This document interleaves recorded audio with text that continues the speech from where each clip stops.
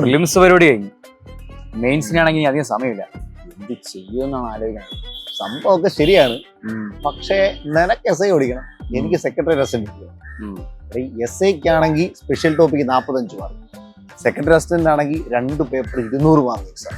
ഇത് എവിടെ ചെന്ന് പഠിച്ചു തീർക്കൂടി? സമയമില്ലാത്ത സമയത്ത് ഇതിപ്പോ എവിടെ പോയി പഠിക്കുമെന്നാണ് ഞാനും ആലോചിക്കുന്നത്.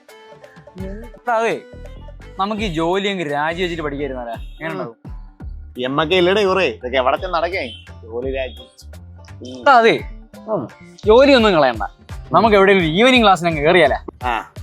ഈ ജോലിയും കഴിഞ്ഞ് വരുന്ന 4 മണിക്കൂർ ഇത്രയും വലിയ എക്സാമിന് ഈവനിങ് ക്ലാസ് പോയി പാച്ചാൻ പോകും. ഇത് പാടേ വിടുന്നു നടക്കാൻ പോകുന്ന ഏരിയ.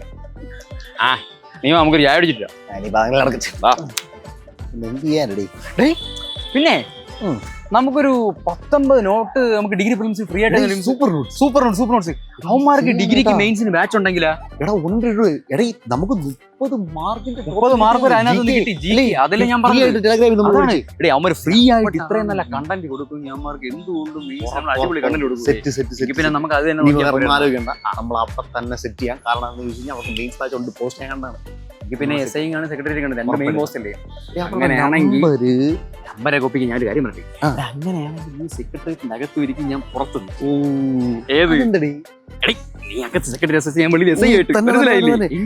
നമ്പർ 8281223366. നീ കോൾ ആക്കിയിട്ട് 2 അഡ്മിഷൻ ഇങ്ങോട്ട്.